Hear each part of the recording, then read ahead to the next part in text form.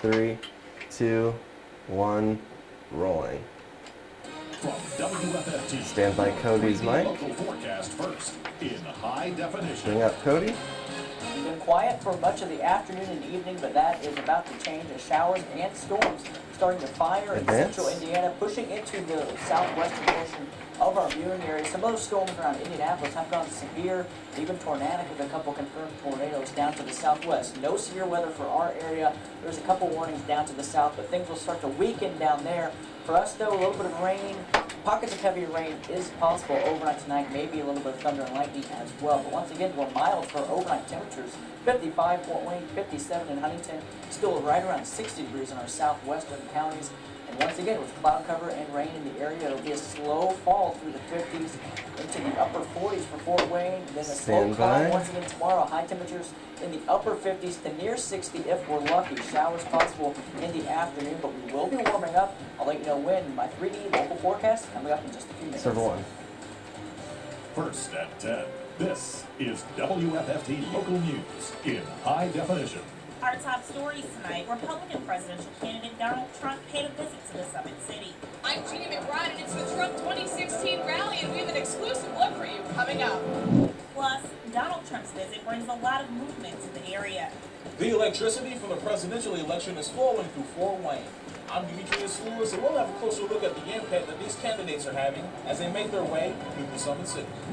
And Bike Safety Month kicks off with free Stand by, helmet Jasmine. giveaways. WFFT Local News First at 10 starts right now. Miker. Good Sunday evening. I'm Jasmine Durham. Thanks for joining us. The Fort Wayne police are investigating a shooting that left a man in critical condition. A little after 4:30, police were called to the 2800 block of Weiser Park Avenue, where they found a man suffering from a gunshot wound in the alley. Medics say he was in serious condition and was downgraded to critical at the hospital. Investigators believe the man was near the alley when someone started shooting at him, and neighbors called police. There are no suspects at the time. Bring her up. Republican presidential candidate Donald Trump gave a speech at the Memorial Coliseum today to gain Hoosier support ahead of Tuesday's primary. WFFT's Jeannie McBride was at the rally and has more. Server 1. We are just 2 days away from the May 3rd primary election here in Indiana, and today hundreds of people have come out to the Coliseum to see Republican frontrunner Donald Trump. The Memorial Coliseum looked more like a concert than a presidential campaign. Donald Trump supporters filled the Coliseum with spectators sitting in seats and standing to see their favorite candidate in person. Many of the Trump supporters attending said they were beyond excited. On a scale of 1 to 10, about a 15. It's not every day that you get to see a future presidential candidate come to the city. Having a man of this statue and this high magnitude come to our city and rally in our city, it's just exciting.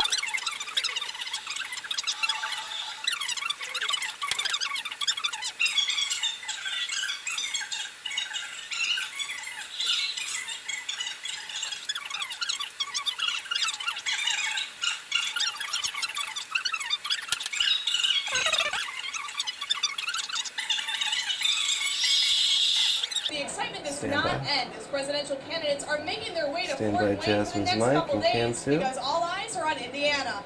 From Fort Wayne, Jeannie McBride, WFFT Local News, first at 10. Bring her up.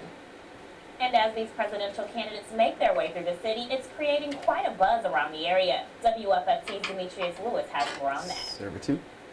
As the presidential candidates continue to make their way around the Summit City, there's a lot of excitement around town. I gotta say, this has been a turning point in elections. There's been an excitement I haven't seen before. And I'm 62 years old. You know, I'm seeing excitement, but nothing like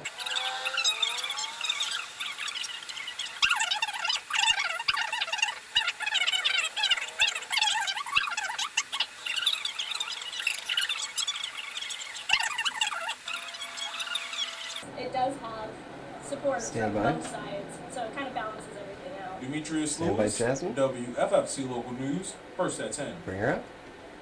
And more candidates are headed our way ahead of Tuesday's primary. If you missed Ted Cruz the screen is first up. time, he's holding a rally tomorrow at 2 p.m. at the Grand Wayne Convention Center. Advance. Democratic candidate Bernie Sanders is also holding a rally tomorrow at IPFW. The event will take place at the Gates Athletic Center Gymnasium and begins at 2:30. To register for either of these rallies, you can go to their campaign websites.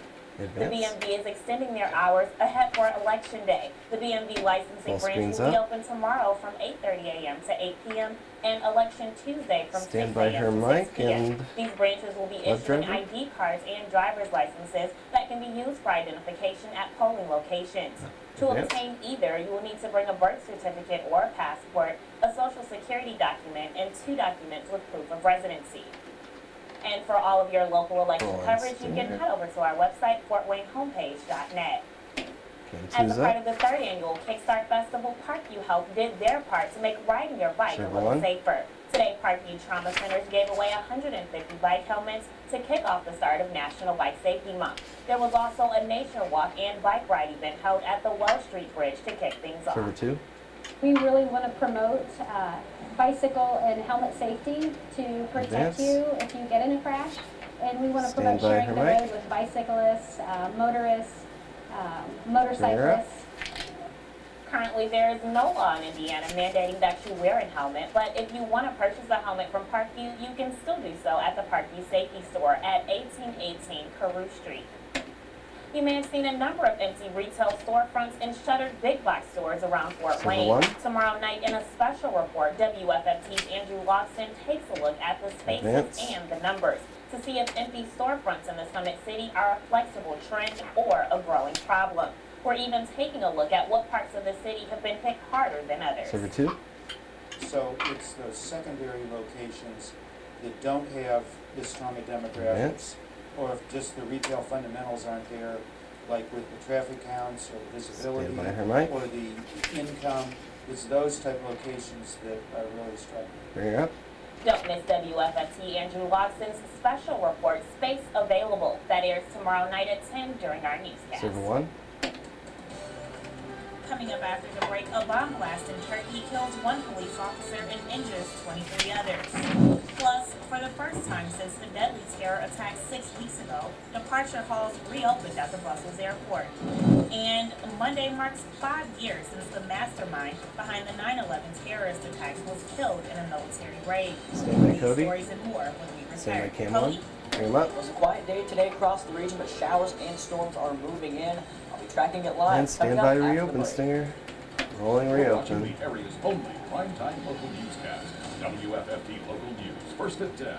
3, 2, 1, take it. And we're clear.